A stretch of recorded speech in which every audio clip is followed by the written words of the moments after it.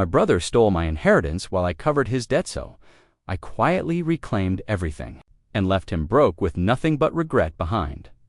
I'm a 33-year-old guy, and I've always been the one who cleaned up my family's messes. It's not something I brag about, it's just the role I fell into.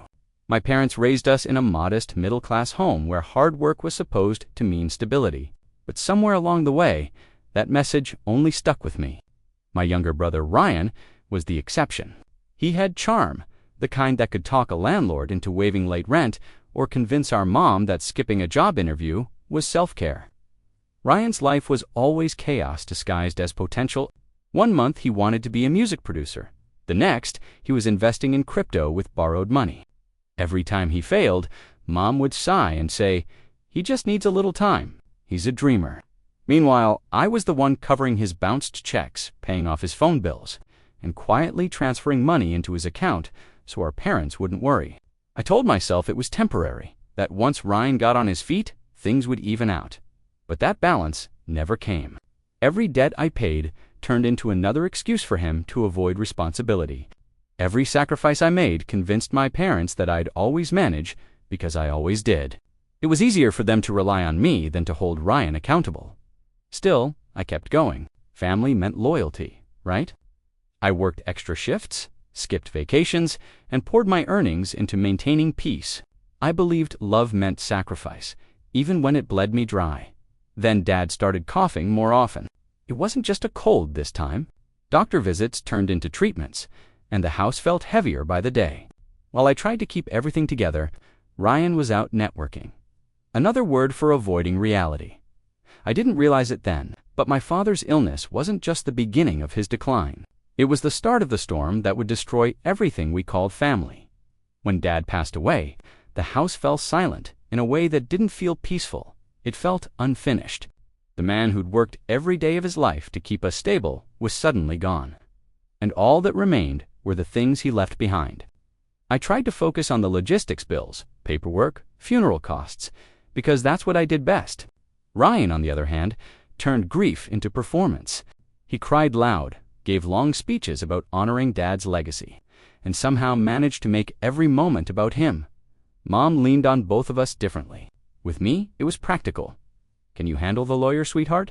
With Ryan, it was emotional. He's so lost without his father. I didn't argue. I'd seen this pattern my whole life. Ryan broke, I fixed. That's how things worked in our family. When the lawyer gathered us to read Dad's will, my chest tightened. I remembered late-night talks with Dad when he'd say, "You've got a good head on your shoulders, son. Take care of things when I'm gone." He wasn't talking about control or money. He meant responsibility. He trusted me to keep the family grounded. The will was simple. Half the estate to me, half to Ryan. Fair, balanced. Even Ryan smiled like he agreed. For a brief second, I thought maybe this would be the start of something new. Maybe losing Dad would finally make Ryan grow up. But then Ryan started asking questions, not about memories or family photos, about logistics. "So, how does the transfer work?" he asked, trying to sound casual. "Like if someone needs access early, is that possible?" The lawyer gave a polite, confused smile. I felt a chill crawl down my neck. I brushed it off at the time, convincing myself Ryan was just being curious. But deep down, a voice whispered something I didn't want to believe. He wasn't mourning our father. He was calculating what he could take next. A few weeks after the funeral, I got a call from a number I didn't recognize. "Is this Ryan's brother?" the voice asked. My stomach sank. It was a loan officer informing me that Ryan had missed several payments, and his account was about to go into collections. Apparently, he'd taken out a personal loan for business, and now the debt had tripled. When I confronted him, he gave me that same disarming grin. "Bro, relax. It's just a short-term hiccup. I've got it handled." His apartment looked like chaos, empty pizza boxes, unopened mail, and a half-finished bottle of whiskey on the counter. "I just need a few weeks," he added, pacing. "I'm this close to landing something big." I wanted to believe him. I always did. Maybe it was guilt, or maybe it was habit, but I pulled out my checkbook and covered the overdue balance. It was enough to keep the collectors away, at least for now. When I handed him the receipt, he barely looked at it. "You're a lifesaver, man," he said with a lazy hug. No gratitude, no apology, just entitlement. That night, I sat in my car outside his building for a long time, engine off, lights dim. I watched his silhouette through the window, laughing on a call like nothing had happened. The streetlight flickered above me, and for the first time, the thought crossed my mind, what if he never changes? I drove home feeling hollow. My savings were thinner, my patience even more so. Mom called later, asking me to go easy on him, saying he's just lost right now. I didn't argue. I never did. But as I stared at my father's old photo on my nightstand, I realized something painful. Every time I saved Ryan, I wasn't helping him. I was teaching him that I'd always clean up the wreckage. And one day, that wreckage would finally bury me too. It started with a phone call from our family lawyer. His tone was polite, but something in it felt uneasy. I just wanted to confirm you were aware of the changes, he said. What changes? I asked. There was a pause long enough for my pulse to spike. Your mother and brother came in last week to sign a few adjustments to the estate. Ryan is now listed as the primary beneficiary for both the house and the business assets. For a second, I couldn't even process the words. That's impossible, I said. The will was already settled. But he explained carefully that since Mom was still alive and legally held ownership of the property, she had the right to transfer her portion, and she had chosen to give it to Ryan. I hung up and drove straight to her house. Ryan's car was parked out front, music blaring, the kind of careless volume that didn't belong in a grieving home. Inside, Mom sat at the kitchen table, folding laundry like nothing had happened. Why? I asked, voice tight. Why would you do this? She sighed, not even meeting my eyes. Ryan needs stability, honey. He's had such a hard time lately. You're fine on your own. You always have been. Ryan leaned against the counter, arms crossed, smirking like he'd just won a game. Don't make this a big deal, he said. It's still family property. Family property. The words tasted like poison. Dad's business, the house he built with his bare hands, the future he wanted for both of us, now signed away in a single afternoon. I stared at the paperwork sitting neatly on the table. Ryan's signature sprawled across the bottom like graffiti over my father's legacy. Mom touched my arm softly, as if pitying me. You'll understand one day, she said. But standing there in that kitchen, surrounded by ghosts and lies, I knew I finally understood everything. Ryan hadn't just stolen money, he'd stolen my father's trust, and my mother had handed him the pen. I didn't sleep that night. Every time I closed my eyes, I saw Dad's hands calloused, strong, the same hands that built that house, that business. I couldn't shake the image of Ryan's smug grin or Mom's calm justification. By morning, my anger had settled into something colder. Resolve. I drove to Ryan's new office, which was really just a rented storefront, with peeling paint and half-empty shelves. He looked surprised to see me. Bro, you could have texted first, he joked, leaning back in his chair. I talked to the lawyer, I said quietly. You went behind my back, you and Mom both. He rolled his eyes. Oh, come on. You're overreacting. It's just paperwork. We're family. Paperwork that gave you everything. The house, everything he worked for. He shrugged, picking at his nails. Dad would have wanted me to have it. You don't even need it. You're stable. You'll be fine. The arrogance in his voice almost made me laugh. You think stealing from me is honoring Dad? Stealing? He leaned forward, eyes narrowing. Don't twist things. You're acting like I robbed you at gunpoint. Mom agreed. Maybe if you weren't so controlling, she wouldn't feel she has to choose sides. Asterisk, that hit harder than I expected. He was good, turning guilt into a weapon. For a second, I even questioned myself. Was I being selfish? But then I remembered every debt I'd paid, every favor I'd done, every sleepless night spent cleaning up his disasters. When I left, Mom called, her voice trembling. Please, don't fight with your brother. He's just trying his best. His best, I whispered, staring at the road ahead, has always meant my worst. That night, I made a decision. No more rescuing. If Ryan wanted to run the show, he could live with the consequences. He just didn't know yet how heavy that crown would become. The months that followed were a blur of exhaustion and silence. I moved into a small apartment across town, one bedroom, peeling wallpaper, a leaky faucet that groaned like it hated being alive. My life had shrunk to the basics: work, sleep, repeat. Meanwhile, Ryan's version of success was plastered all over social media. Photos of him in designer suits, champagne glasses raised, captions like, "Grind now, shine later." I wanted to vomit. Every time I saw his posts, a different kind of pain hit. Not jealousy, but betrayal made visible.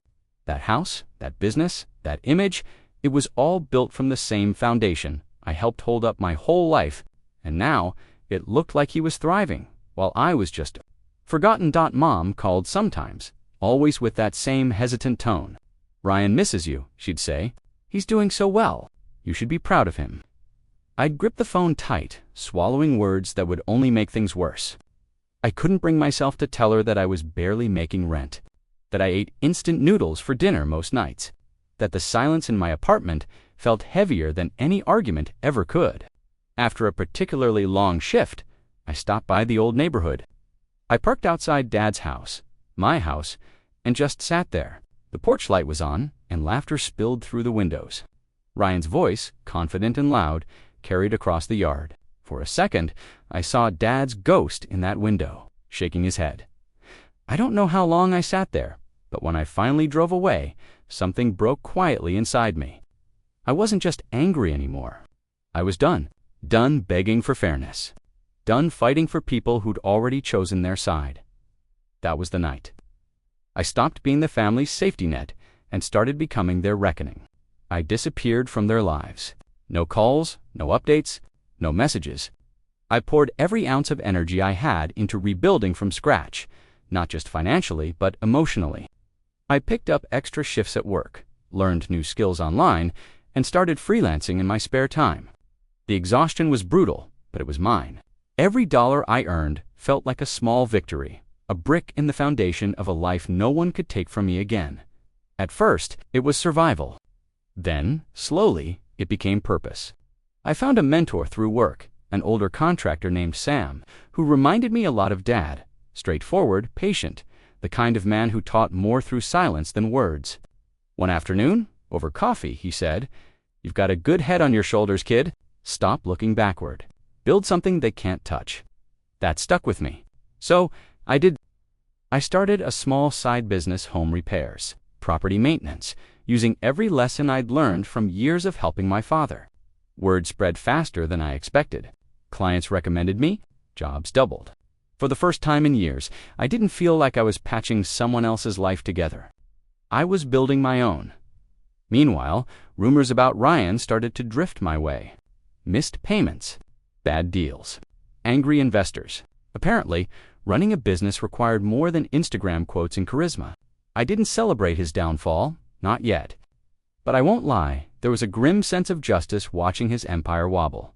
I didn't reach out. I didn't need to. Life was already setting the balance for me. One night, as I closed my workshop, covered in sawdust and sweat, I caught myself smiling. For the first time in a long time, I didn't feel small.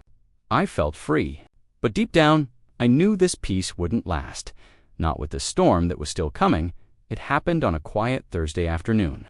Months after I'd stopped thinking about Ryan altogether, I was packing up tools when I got a call from an unfamiliar number.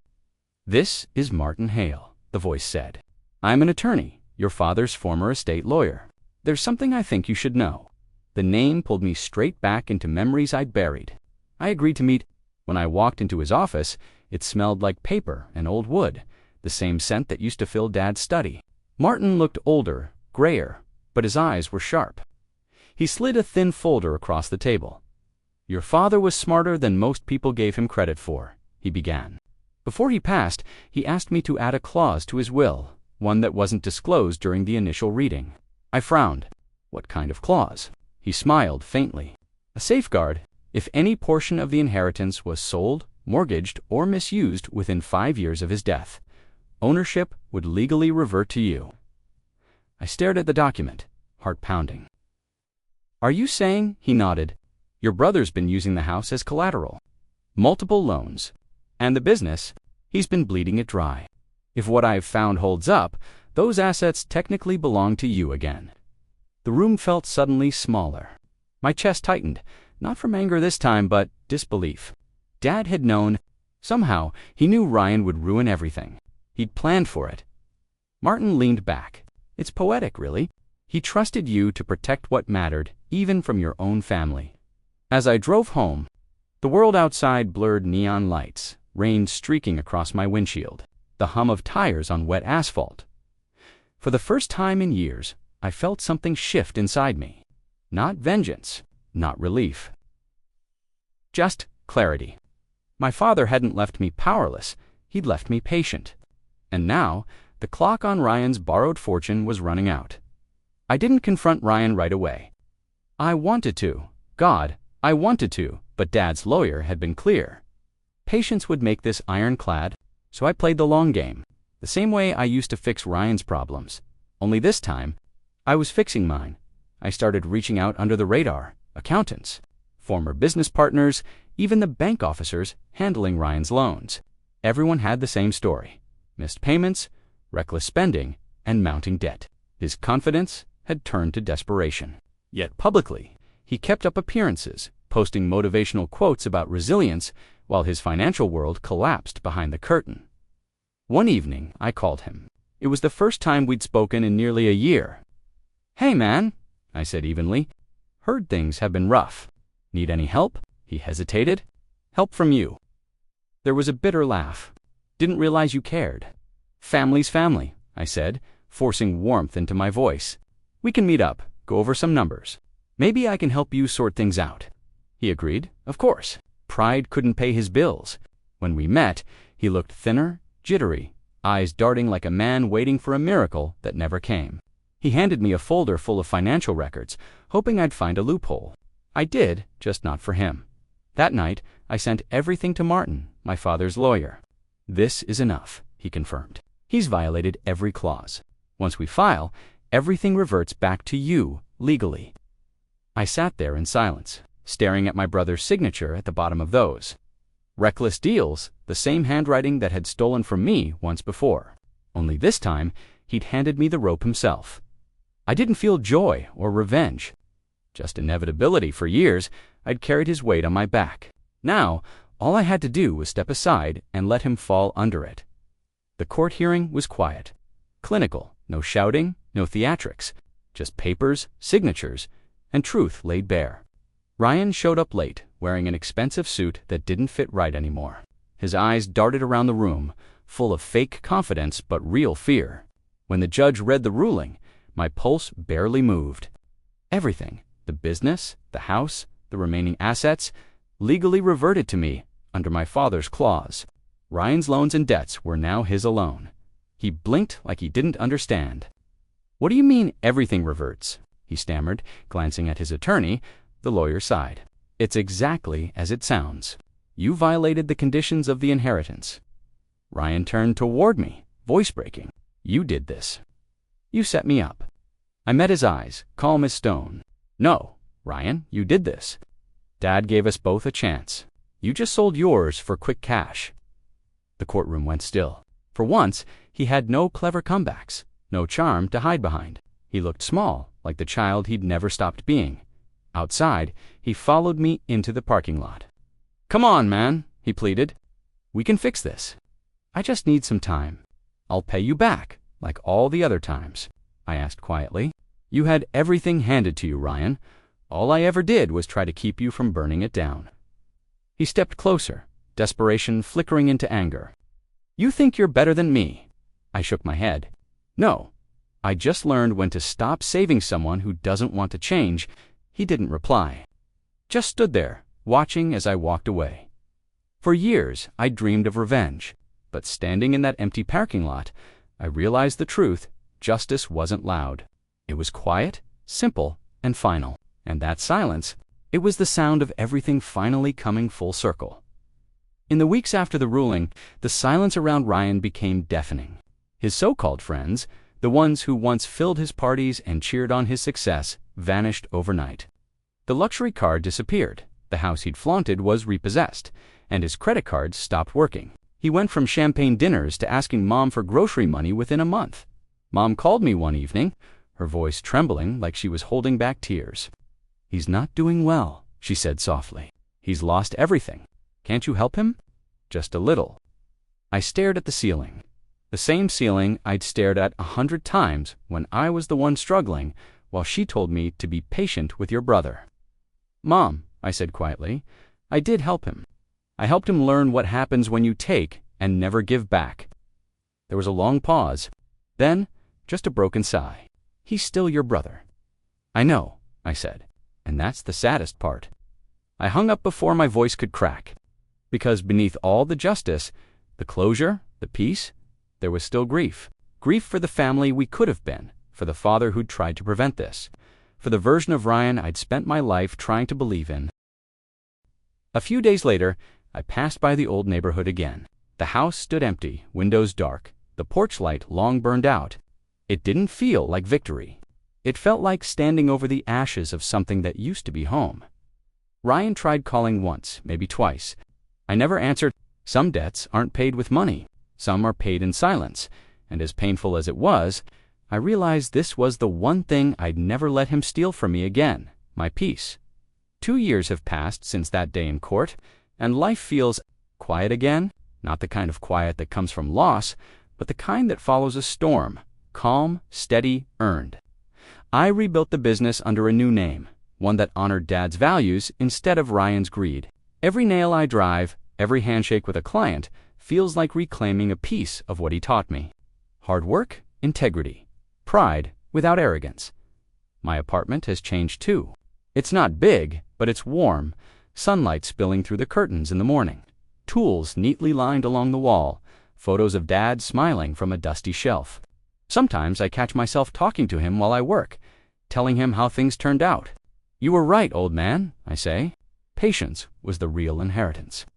Mom and I still talk, though it's softer now, quieter, cautious. She's finally begun to see the truth about Ryan, though she doesn't admit it outright. I don't blame her anymore. She spent her life protecting her youngest. It's what mothers do. But now, she asks about me, how I'm doing, if I'm happy. That's something I never thought I'd hear. He's somewhere out there, still trying to rebuild, I think. He sent a message once, just 5 words. "I'm sorry for everything, bro." I read it, closed my phone, and let it stay unanswered. Not out of anger, but peace. Some chapters don't need closure. They just need to end. As I lock up the workshop one evening, the air smells of sawdust and rain, the scent of beginnings. I look at my calloused hands and smile. I didn't ruin my brother's life, I whisper to the empty room. I just stopped saving him from himself. And for the first time in years, that truth finally feels like freedom.